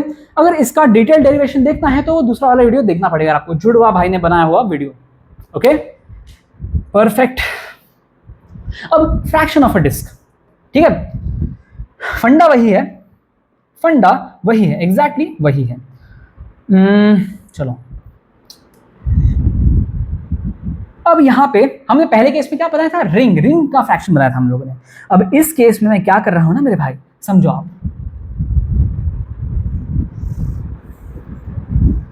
इस केस में मैं instead of a ring I am taking the fraction of a disc, मतलब ये पूरा पार्ट जो है ये भरा हुआ है, this is a lamina, this is filled with some material and uniformly filled, ऐसा नहीं कि यहाँ पे थोड़ा ज्यादा मास, यहाँ पे कम मास है, मतलब mass density same through out, okay. ये है हमारा सेंटर ऑफ दिस डिस्क, ठीक है। अब आपको निकालना है क्या, position of centre of mass of this disc. अब इतना तो हमें दिमाग है हम में कि ये ना ऊपर जाएगा या नीचे जाएगा, मतलब ये एक्सिस ऑफ सिमेट्री के अलोंग ही लाई करेगा, जैसे रिंग के केस में कर रहा था। बट अब एग्जैक्ट पोजीशन निकालना है हमें, तो हम कैसे निकालते हैं, तो इस केस में ये जो है ना वैल्यू वो हो जाती है इतनी, 2r/3 sin α/2 अपॉन α/2, ठीक है। पहले केस में क्या था, रिंग के केस में फ्रैक्शन ऑफ अ रिंग होगा, एंड एंगल अगर ये जो एंगल है अल्फा, पहले के केस में भी एंगल वही था, अल्फा ही था, ये जो ये सबटेंड कर रहा है इतना, ये एंगल अल्फा ही था, डिस्क में भी उतना ही है, अल्फा ही है।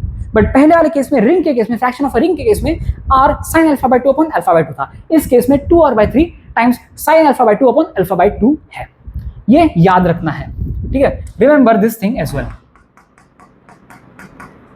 ओके। एंड उसी तरह से लेट्स से हमारे पास अगर फ्रैक्शन ऑफ जो डिस्क है वो है सेमी सर्कल, इस तरह से, अब इस केस में ये जो अल्फा एंगल है वो कितना हो जाएगा मेरे भाई, this will be equal to alpha is equal to pi radian. So that means for a semicircular disk मैं alpha की वैल्यू pi radian डाल दूंगा। अगर pi radian मैंने डाल दी यहाँ पे तो 2r/3 times sin pi/2 upon pi/2, तो sin pi/2 अगेन 1 हो जाएगा, तो 2r/3 अपॉन pi/2, तो ये नीचे का 2 ऊपर चला जाएगा, तो 4r अपॉन 3 pi हो जाएगा, and this will be the value, right. तो सेमी सर्कुलर डिस्क के लिए the distance of the center of mass from the center of the disk, ठीक है, will be equal to 4r upon 3 pi। ये भी याद कर लीजिए, मतलब ये अगर याद होगा तो ये याद करने में मुश्किल नहीं है, बस आपको इस वाले फॉर्मूले में alpha is equal to pi radian डालना है और ये आंसर आ जाएगा, ठीक है। एंड एज सेड अर्लियर, आपको इसका भी डेरिवेशन चाहिए तो जुड़वा भाई ने बनाई हुई वीडियो देखनी है आपने, ओके परफेक्ट। अब हमारे पास आ चुके हैं 3D ऑब्जेक्ट्स, ओहो कोई दिक्कत नहीं यार। अब ये अगर है sphere, this is not a circle, this is a sphere, अरे कॉमन सेंस की बात है मेरे भाई, इसमें भी जो हमारा सेंटर है, दिख रहा है क्या आपको यार, ये एक मिनट देखता हूं मैं, दिख ही नहीं रहा यार, ये रंग ही नहीं दिख रहा, एक मिनट कोई और रंग ले लेते हैं, कौन सा रंग ले, चलो पिंक देखते हैं, पिंक, अरे यार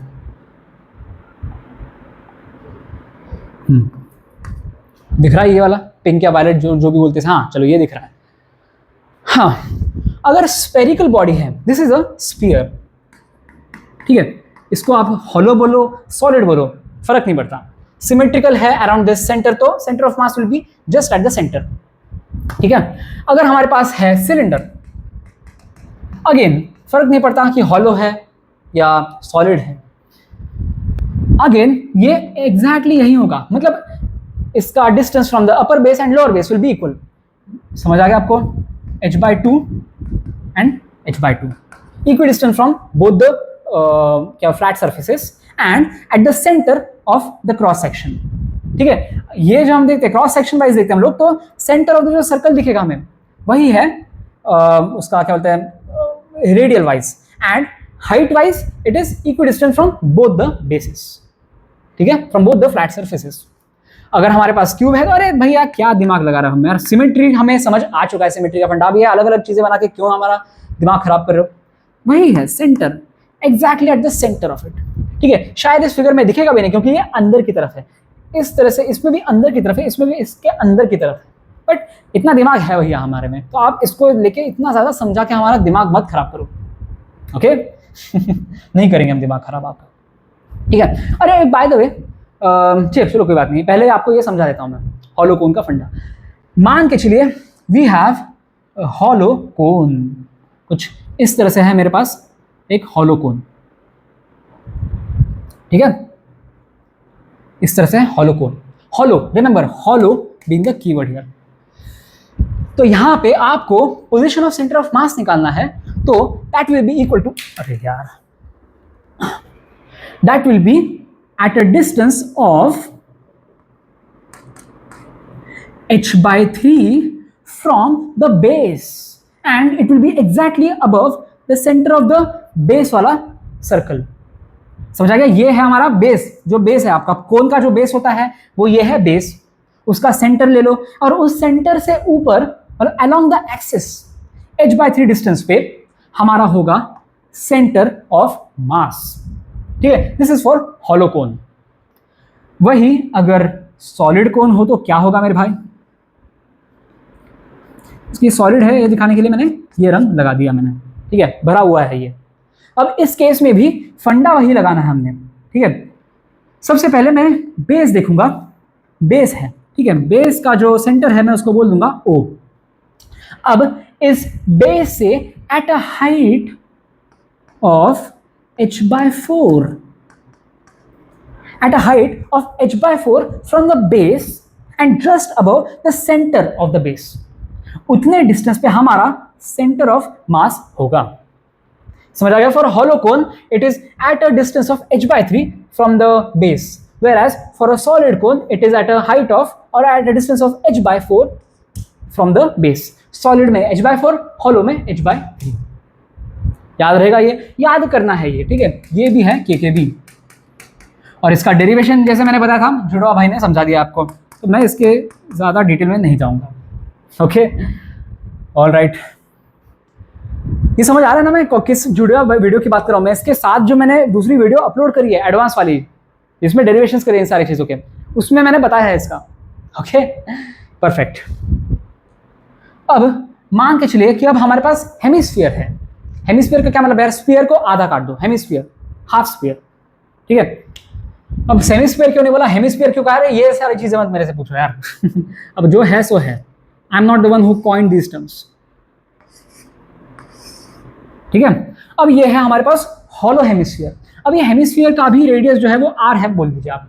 ठीक है, तो हमारा अगर मान के चलिए बेस ऑफ द हेमिस्फीयर मतलब जो फ्लैट सरफेस है उसका सेंटर है अगर O, तो इस पार्ट से इसके जस्ट ऊपर along the axis of symmetry, ये है एक्सिस ऑफ सिमेट्री, इससे होगा डिस्टेंस ऑफ r/2 पे हमारा centre of mass for the hollow hemisphere.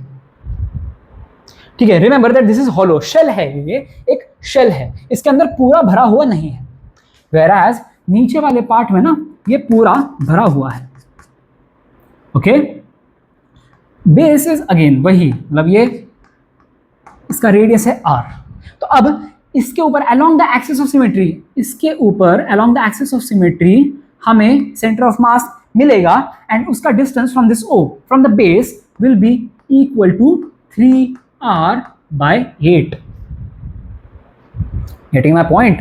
मतलब for hollow hemisphere the distance from the base will be r/2, where r is the radius of this hemisphere, whereas for solid hemisphere the distance from the base will be equal to 3r/8, where r is the radius of the hemisphere. r मतलब समझ आ गया ना यार, ये r तो change होगा नहीं, ठीक है, ये भी याद करना है, ये भी याद करना है, दोनों के आगे मैं के भी लगा रहा हूं, एंड डेरिवेशन देखना है तो पता है, यू नो द ड्रिल.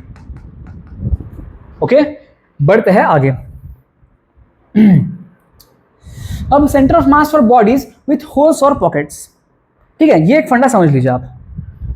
हाँ, तो अब इस केस में ना मान के चलिए कि लेट से हमारे पास एक ऑब्जेक्ट है इस तरह से रैंडम. अब ये ऑब्जेक्ट है जिसका मास है m, ठीक है, इसका मास है बोल दीजिए m, राइट, और इसके सेंटर ऑफ मास का पोजीशन है लेट से r, या फिर इसको काम कर दीजिए,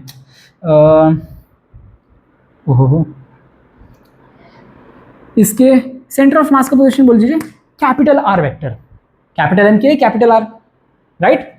अब मैं क्या कर रहा हूं ना, मैं एक टुकड़ा इसमें से निकाल रहा हूं, इतना टुकड़ा मैं निकाल रहा हूं. इस टुकड़े का मास क्या है, स्मॉल m, और इस टुकड़े का सेंटर ऑफ मास का पोजीशन है r वेक्टर, इस टुकड़े के सेंटर ऑफ मास का पोजीशन है r वेक्टर. ठीक है, समझ आ गया आपको मेरी बात? ओ भाई साहब, ये मिट क्यों जाता है यार पूरी तरह से यार. क्या परेशान हो गया मैं यार. समझ आ गया, मतलब मेरे पास एक कैपिटल M का मास है जिसका पोजीशन वेक्टर है कैपिटल R वेक्टर, एंड हमारे पास हमने उसमें से एक स्मॉल m मास का टुकड़ा निकाला है जिसका पोजीशन, जिसके सेंटर ऑफ मास का पोजीशन है स्मॉल r वेक्टर. ठीक है, अब ये नया सिस्टम है जहां पे एक होल आ चुका है, जहां पे एक पॉकेट क्रिएट हो चुका है, हमें इसके सेंटर ऑफ मास का पोजीशन निकालना है. तो सिंपल सा यही फॉर्मूला है. मैं एक आकर काम क्या बोलूंगा, मैं ये जो मास है इसको नेगेटिव वैल्यू एट्रीब्यूट कर दूंगा मैं. मतलब हमने मास काट दिया है ना, यहां से हमने मास काट दिया है, तो मैं बोल सकता हूं कि ये नेगेटिव मास है. बोलने में क्या जाता है. सो उस वजह से new position of centre of mass will be equal to r dash, will be equal to capital M times capital R vector minus small m times small r vector upon capital M minus small m. समझ आ रहा है आपको या नहीं? मतलब मैंने इतने मास को काटा है, अगर हमने ऐड करा होता तो हम यहाँ पे प्लस लगा देते, हमने काटा है इसलिए माइनस लगा दिया. इतना कॉमन सेंस का बात है यार, इसमें क्या डरने की बात है बताइए. ठीक है, बट अंडरस्टैंड दिस, यहाँ पे पहला पूरा मास था, फिर उसके अंदर हॉलो ये करा हुआ है. कभी कभी क्या बोलेंगे ना, वो पहले से हॉलो बोल के रखेंगे, और हॉलो मतलब होल के साथ या पॉकेट के साथ अगर वो मास कैपिटल M दे देंगे, तो दैट मीन्स वो इस वाले केस से इस सेंस में डिफरेंट है कि हमने ओरिजिनली बॉडी का मास M माना और बाद में इसमें होल काटा है. लेकिन कुछ क्वेश्चंस में जैसे मैं बता रहा हूं कि पहले से काटा हुआ होगा एंड काटे हुए बॉडी का कैपिटल M बोलेंगे वो, तो उस केस में हमें होल का मास निकालना पड़ेगा. मतलब जो होल है, जितना मास मिसिंग है वो पहले निकालना पड़ेगा, उसको हमें ऐड करना पड़ेगा जो मास दिया गया है, और फिर वो हो जाएगा कैपिटल M. एंड ये जो है होल का मास होता है, हमें पता ही है, हमने निकालो ऑलरेडी. समझ आया नहीं आया? नहीं समझ आता हूँ, क्वेश्चन के साथ समझा देता हूँ मैं. ठीक है, अगला ही क्वेश्चन है हमारे पास, ये देखिए ये वाला क्वेश्चन. ठीक है, a uniform thin metal plate of mass 10 kg. अब ये देखिए यहाँ पे देखा कि ये जैसी प्लेट है वैसे उसका मास है 10 kg with dimensions as shown. The ratio of x and y coordinate of centre of mass of plate is 9/n. तो value of n is what, n/9, sorry 9/9, तो value of n is what. तो मतलब यहाँ पे समझिए difference क्या है. यहाँ पे ऐसे नहीं दे रखा कि हमारे पास रेक्टेंगुलर प्लेट है, उसका मास 10 kg एंड उसमें से इतना पार्ट काटा है ना. This is not what they have said. उन्होंने बोला कि जैसे है ये कटा हुआ प्लेट है, उसका मास है 10 kg. Getting my point or not? So basically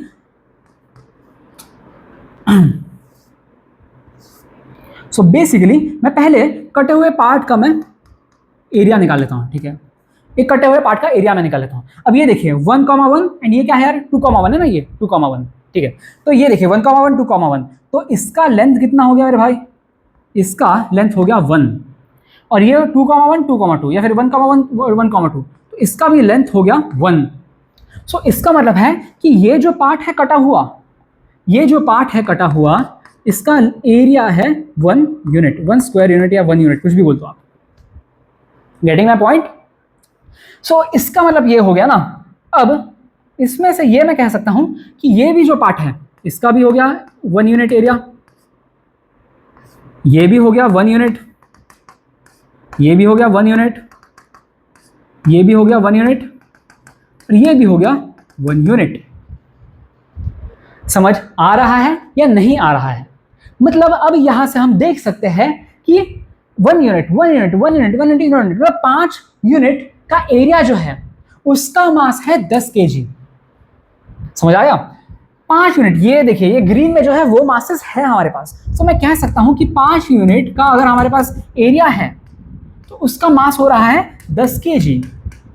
so इसका मतलब है कि 1 यूनिट का मास कितना हो गया मेरे भाई? This will be equal to 2 kg. मतलब हम ये कह सकते हैं कि अगर ओरिजिनली हमारे पास पूरा रेक्टेंगुलर प्लेट होता तो इसका टोटल मास होता 6 यूनिट्स, 1 1 1 1 1 1 6 यूनिट्स, मतलब 12 केजी। उसमें से हमने ये मतलब 1 यूनिट काट दिया, 1 यूनिट मतलब 2 केजी, मतलब हमने 12 केजी में से 2 केजी काट दिया है। सो उस वजह से हमारे पास बचा है 10 KG. Got it? Got the question? अब हमें जिस फॉर्म में क्वेश्चन चाहिए था वो उस फॉर्म में हमें मिल चुका है। दिखा देता हूं मैं कैसे कह रहा हूं मैं। ठीक है, हमारे पास ऐसा पूरा एक रेक्टेंगुलर ऑब्जेक्ट था, ठीक है, कैपिटल एम, जहां पे capital M was 12 kg and position of centre of mass, position of centre of mass capital R vector. अब इसका अगर ये पूरा होता, ये अगर पूरा बॉडी होता तो इसका सेंटर ऑफ मास कहां पे होता मेरे भाई? At the diagonal. अब इसका डायगोनल निकाल के देखो यार, आप लोग डायगोनल निकाल के दिखाई देता हूं मैं। चलो ये देखो, ये इसका डायगोनल ऐसे और ऐसे ऐसे होगा। मतलब ये थोड़ा सा मैंने गंदा बना दिया एक मिनट, इसको कैसे काटे? ठीक है, देखिए, ठीक है, ध्यान से देखिएगा आप। ये डायगोनल यहां पे कहीं पे तो बनेगा और इसका पोजीशन आप आराम से देख सकते, मतलब सिमेट्री से निकाल सकते हो। मतलब ये देखिए, ये है 3, ये है 2, तो the position of our of the center of mass of this or the point of intersection of these diagonals will be equal to 3/2, 1। समझ आ गया? मतलब the position of the center of mass of the entire rectangle of mass 12 kg would have been 3/2 I cap plus j cap। ये 3/2, 1 मतलब 3/2 I cap plus j cap, right? अब इसमें से मैंने क्या करा है यार, मैंने इतना पार्ट काटा है, ये वाला पार्ट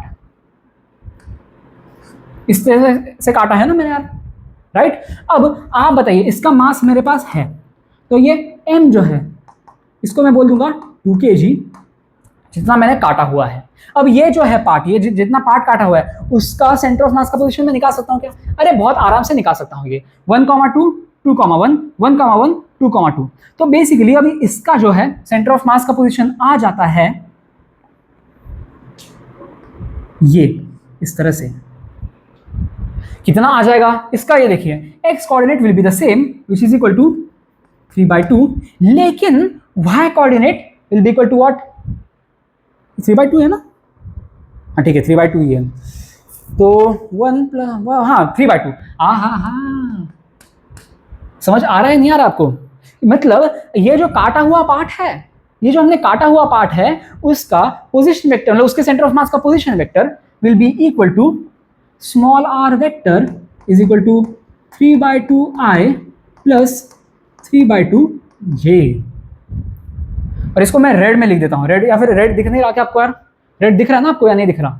हाँ दिख तो रहा है, मैं रेड में लिख देता हूँ मैं, that will be even better. मतलब आपको कहानी दिख जाएगी, हो क्या रही है कहानी, राइट? ऑलराइट, तो स्मॉल r मतलब जो काटा हुआ पार्ट है इसका पोजीशन, उसके सेंटर ऑफ मास का position vector is 3/2 I plus 3/2 j। ठीक है, और हम जो फॉर्मूला लगा रहे थे वो लगा देते हैं हम लोग फटाफट।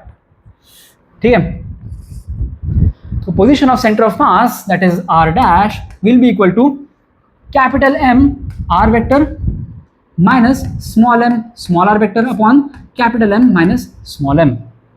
ठीक है, तो 12 टाइम्स 3/2 I प्लस j, ये कर दोगे डायरेक्टली, या करना पड़ेगा मुझे, सॉल्व करना पड़ेगा इसे? चलो कर ही देते हैं यार, अब इतना दूर तक आ चुका है तो आपको मैं क्यों क्रेडिट दूं, मैं खुद ही पूरा सॉल्व करके अपना क्रेडिट अपना हाथ ले लूं। तो 12 times of 3/2 I plus j minus m क्या है 2 times of 3/2i plus 3/2j। कुछ ज़्यादा ही दूर हो गया क्या? दिख रहा है नहीं आपको ये? आई होप दिख जाए। ठीक है, ये 3/2i प्लस 3/2j है। या फिर एक काम करता हूँ यार, छोड़ो, कभी कभी मेरा कट जाता है ना, मैं एंड वाला पार्ट में इसको नीचे ही लिख देता हूँ मैं, y2 leave any scope of ambiguity और कंफ्यूजन। ठीक है, -2 times of 3/2i plus 3/2j, अब whole divided by capital M minus small m, तो ये हो जाएगा 12 - 2। ठीक है, अब मुझे यार एक और एक स्लाइड लगेगी, I think I have to borrow one more slide. ठीक है, इस पर मैं कर देता हूँ मैं। ठीक है, इस वाले पार्ट में यहाँ से मैं कंटिन्यू करता हूँ, ये वाले पार्ट से मैं कंटिन्यू करता हूँ। इसको सॉल्व कर दो, 12 टाइम्स 3/2i प्लस j, तो क्या हो जाएगा 18i प्लस 12j। ठीक है, r dash vector is equal to 18i plus 12j minus of, यहाँ पे 2 टाइम्स 3/2 तो ये -3i and -2 times 3/2 again -3j, तो यहाँ पे हो जाएगा -3i प्लस 3j ब्रैकेट में ये इस तरह से upon 12 - 2, so this will be equal to 10, right? So r dash will be equal to 18i minus 3i, 15i, 12j minus 3j, 9j upon 10। ठीक है, ऑल राइट। यहाँ से क्या आ गया है यार, 15/10, 15/10 इज 3/2, 3/2i प्लस 9/10j। अरे भाई क्यों ही हमने कॉम्प्लिकेट कर दिया इसको, छोड़ो, इसको ऐसे ही रख दो, इसको ऐसे ही रख दो, ऐसे ही रख दो इसे। ठीक है, क्योंकि हमें क्या करना है, ratio of x and y coordinate ही निकालना है हमें यार, तो ऐसे ही रेशियो निकालना और आसान हो जाता है। So that means x coordinate will be equal to 15/10, y coordinate will be equal to 9/10, so ratio of x coordinate is to y coordinate आ जाता है 15/10 अपॉन 9/10, 10 कट के 15/9, और ये कट के बच जाता है 5/3, दैट इज 5:3। बट n/9 के फॉर्म में चाहिए यार, हमें ये भी करने की जरूरत नहीं थी हमें। अरे भाई साहब मेहनत क्यों कर रहे हैं हम एक्स्ट्रा, यहीं पे खत्म कर सकते थे हम लोग। ठीक है, इसको n/9 के फॉर्म में एक्सप्रेस कर दो, सो यहाँ से हम बोल सकते हैं कि n बराबर 15 and that's why 15 is our right answer. Easy, I hope it is easy, I hope it is not that complicated, मतलब दैट कॉम्प्लिकेटेड है, कुछ भी कॉम्प्लिकेटेड नहीं था, ये आसान था ये। Okay, all right.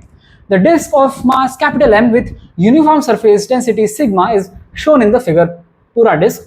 The center of mass of the quarter disk, मतलब ये quarter disk ही दे रखा है हमें, shaded area is at the position xa/3 pi, xa/3 pi, where x is equal to what?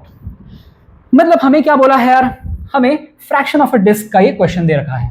fraction of a disk मतलब इतना सा disc का part निकाला है।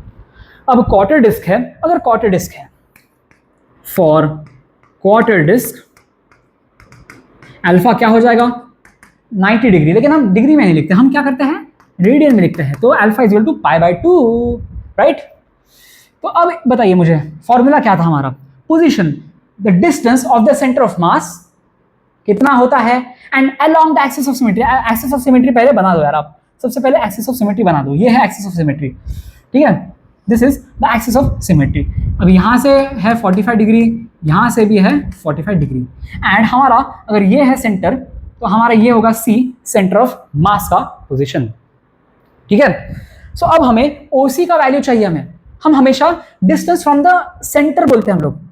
ठीक है, हम x और y ऐसे बोलने से अच्छा हम डिस्टेंस फ्रॉम द सेंटर बोलते हैं हम लोग। ठीक है, सो यहाँ से हम कह सकते हैं कि OC that is the distance from the origin और from the centre of the disc will be equal to 2r/3 times of sin α/2 upon α/2, and alpha की वैल्यू डाल दो π/2, यहाँ से हो जाता है 2r/3 times of sin π/4 upon π/4, right.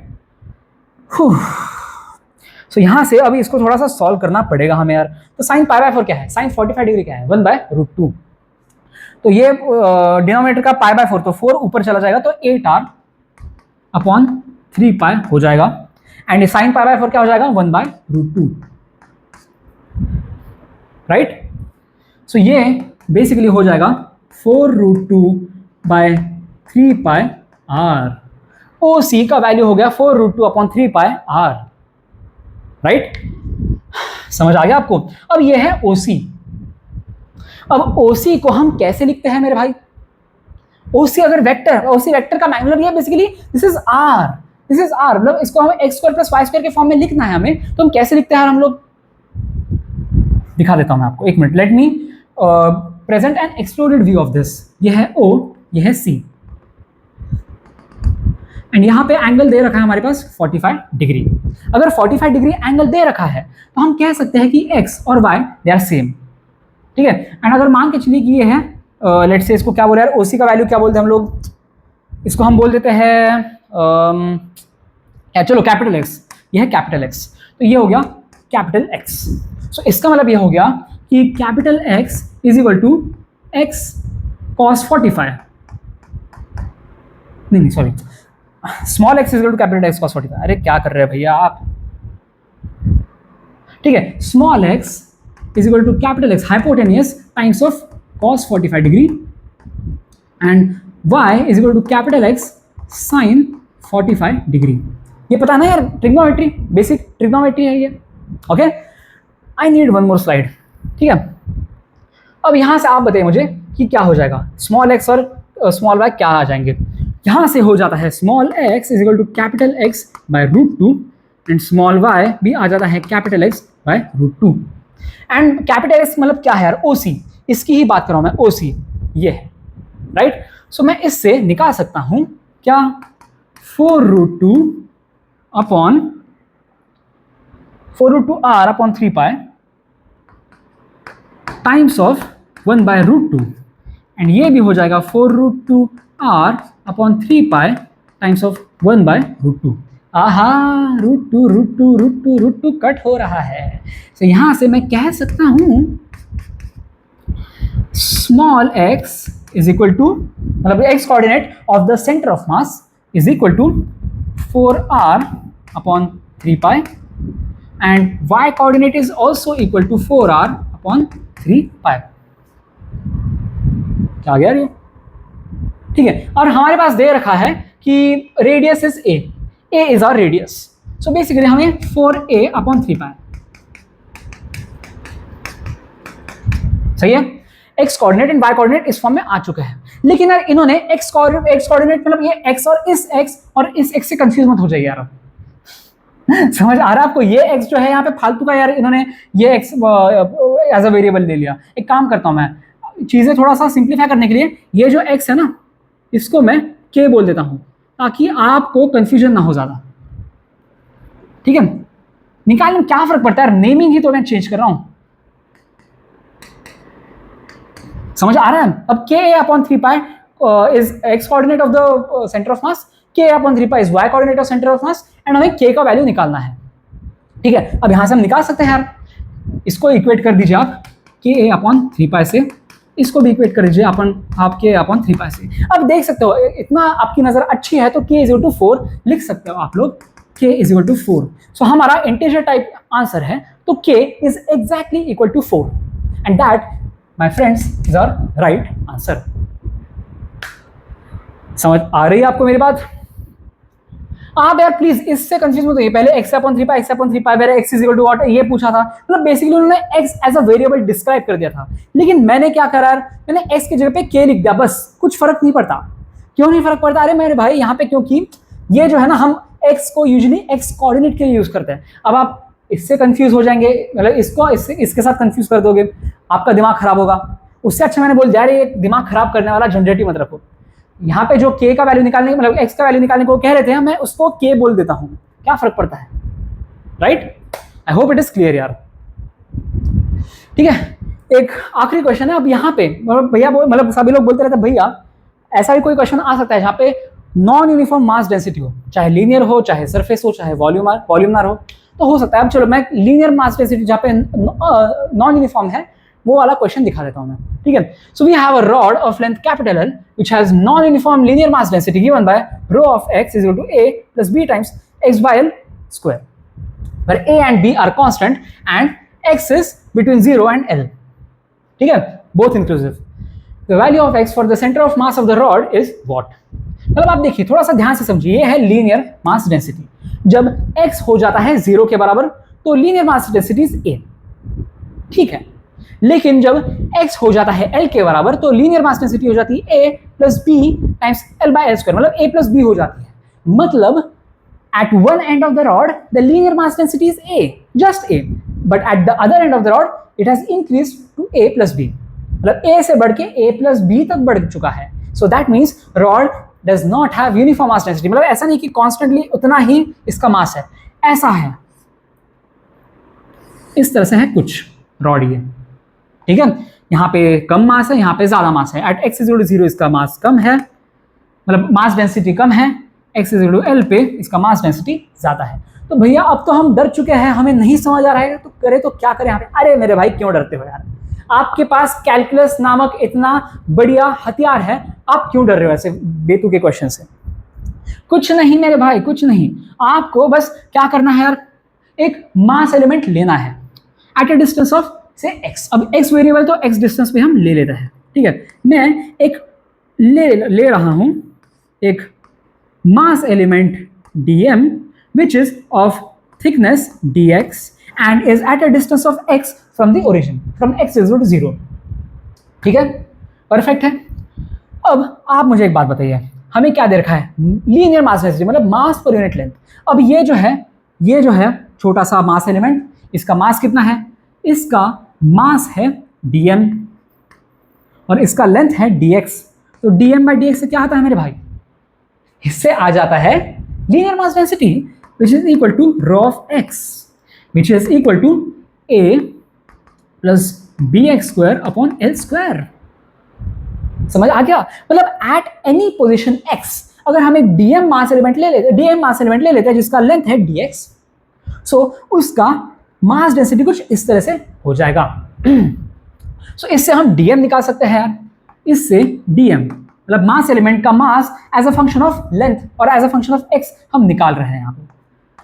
तो ये हो रहा है कुछ इस तरह से, dm as a function of dx और dm in the form of dx। अब इसके आगे क्या है यार, कुछ भी नहीं, यहाँ पे फिजिक्स खत्म, मैथ्स शुरू। ऑलराइट, क्या होता है position of centre of mass, क्या होता है, capital X is equal to integral x dm upon integral dm, right, perfect. अब इसको सॉल्व कर दो यार बस। अब dm क्या है यार, dm है ये, इसको इसमें डाल दो, x times of dm is this a plus b x square upon l square times of dx, ये हो गया, अपॉन इंटीग्रल dm। अब इंटीग्रल dm में बस ये dm यहाँ पे डाल दो आप, a plus b x square upon l square times dx। इसको बस हमें सॉल्व करना है। एंड x कहाँ से कहाँ वैरी कर रहा है, 0 से लेके l तक वैरी कर रहा है, तो ये बोल दो आप 0 से l, 0 से l, राइट। कॉरेक्ट स्लाइड ले लेते हैं यार। अब इसको हमें बस सॉल्व करना है, इस वाली चीज को हमें सॉल्व करना है यार, ठीक है। क्या है ये, x times a, this is equal to ax plus b x cube upon l square dx। ये 0 से l तक जा रहा है। हाँ, integral a plus b x square upon l square dx, 0 से l तक जा रहा है ये।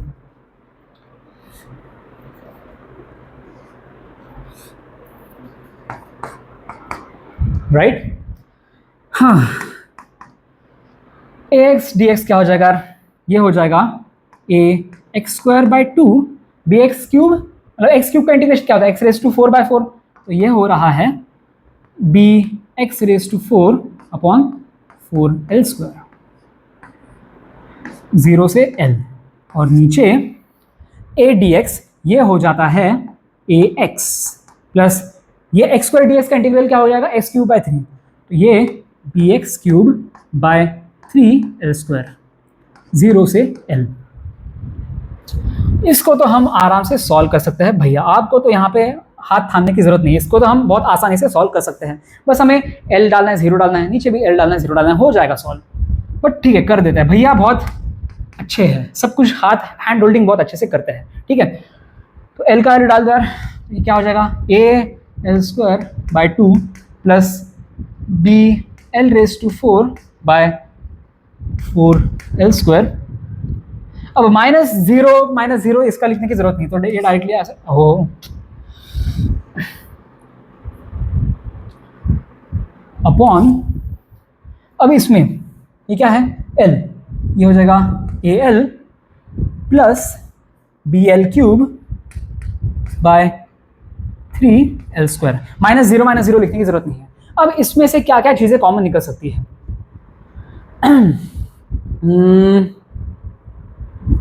चलो एक काम करते हैं हम लोग, कैसे करें, चलो हाँ, सॉल्व ही कर देते हैं इसको, आराम से सॉल्व ही कर देते हैं, दिमाग को झमेला नहीं ज्यादा। Capital X is equal to ये 4L² डिनोमिनेटर में, न्यूमरेटर के डिनोमिनेटर में 4L², ये हो जाएगा 2A L⁴ प्लस BL⁴, सही है ना, ये गलत कर रहा हूँ मैं कुछ, ठीक है सही है, परफेक्ट, अपॉन, अब नीचे क्या हो जाएगा, डिनोमिनेटर के डिनोमिनेटर में 3L² लिख दो आप, ये क्या हो जाएगा 3AL³ प्लस BL³।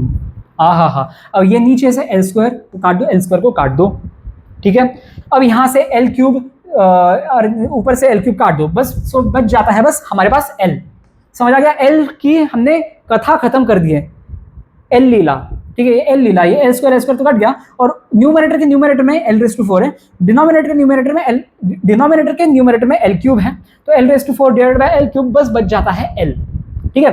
अब आप इसको बस सॉल्व कर दीजिए, 2A plus B by 4 is a numerator and whole divided by 3A plus B by 3, right. अब डिनोमिनेटर के डिनोमिनेटर को न्यूमरेटर में बोल दो, एंड न्यूमरेटर के डिनोमिनेटर को डिनोमिनेटर में ला दो, सो ये बेसिकली हो जाता है 3 times of 2A plus B upon 4 times of 3A plus B whole times of L।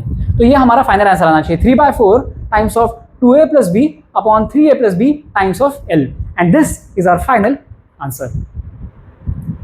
मतलब फनी चीज यहाँ पे ये है कि ये वाला पार्ट तो काफी आसान था, लेकिन यहाँ पे थोड़ा सा झमेले होने के रिस्क है, तो थोड़ा सा आराम से सॉल्व किया कीजिए, जहाँ पे सारा चीज ना वेरिएबल्स में होता है। यहाँ पे देखिए वी हैव A, मतलब A का वैल्यू नहीं दिया गया है, we don't have the value of B, we don't have the value of capital L, तो सब कुछ हमें मतलब इसके फॉर्म में ही लिखना पड़ रहा है, मतलब वेरिएबल नहीं कह सकते यार, A और B को वेरिएबल नहीं कह सकते, अननोन्स के फॉर्म में लिखना पड़ रहा है हमें, जिसको हम सॉल्व नहीं कर पा रहे हैं, A को सॉल्व नहीं कर पा रहे, B को सॉल्व नहीं कर पा रहे, L को सॉल्व नहीं कर पा रहे, सो इसकी वजह से सारा ही अननोन्स के फॉर्म में आ रहा है, तो उस वजह से we have to be extra careful कि गलती से कोई L ना छूट जाए, या गलती से कोई A की जगह पे 2A ना लिख दे हम लोग, या 2A की जगह पे A ना लिख दे हम लोग, just be careful is what I am trying to say here, okay. चलिए यार, तो इसके साथ हमारा मेंस वाला पार्ट कवर हो चुका है, सेंटर ऑफ मास की चीजें हमें अच्छे से समझ आ चुकी है। अब आप एडवांस का वीडियो देख सकते हो, उसमें डेरिवेशंस है, कोन्स के, हेमिस्फीयर के सेंटर ऑफ मास के, fraction of a ring, fraction of a disc, interesting यार, मजा आएगा आपको। Even if you are not a JEE aspirant, JEE advanced aspirant, even if you are not an IIT aspirant, I would say कि आप फिर भी देख लो, क्योंकि आपको कैलकुलस की जो फील है ना वो आएगी, मजा आएगा बहुत, ओके। चलो that said, I thank you all for being extremely sincere and extremely disciplined, and अब एक बार ये भी स्कैन कर दो, चलो ये भी आप नोट्स आपको स्कैन करने होते हैं ना, तो वो स्कैन भी कर लीजिए आप, ओके। लोड होने में टाइम लगता है बस यार ये। इसके बाद आएगा लीनियर मोमेंटम एंड कोलिजन के फंडे, वो भी काफी इंटरेस्टिंग यार, उसमें कैलकुलेशन भी होगा और थोड़ा सा इंट्यूशन भी होगा, दिमाग लगाना पड़ेगा। तो इस वजह से जब भी आप फिजिक्स की क्लास अटेंड करोगे तो मेक श्योर कि आप अपना दिमाग भी थोड़ा सा एक्टिव रखो, जागरूक रखो, उसके बिना कुछ होने नहीं वाला। ओके, हाँ हाँ हाँ, लोड हो जा मेरे भाई, लोड हो जा, काफ़ी टाइम लेता है यार ये। आप 2x पे देख सकते हो, यहाँ से हो जाए बस ये जल्दी यार। लंबी है ना, आई थिंक 23 स्लाइड्स जब होती है तो लोड होने में टाइम लेता है। 1 मिनट में पॉज ही कर सकता हूँ ना यहाँ से, मैं पॉज कर लेता हूँ 1 मिनट। ओके, रेडी हो चुका है, इसको थोड़ा जूम आउट कर लेते हैं। ले लीजिए, स्कैन कर लीजिए, आपके डिवाइस में नोट्स सेव हो जाएंगे चकाचक, द वे दे आर, एकदम रॉ फॉर्म में। ओके, चलो अगर आपको स्कैन करना है तो पॉज करके स्कैन कर लेना, but I think I am done here. That said, I thank you all for being extremely sincere, extremely disciplined, and I hope to see you soon in the next lecture, जिसमें होगा linear momentum and collision के फंडे।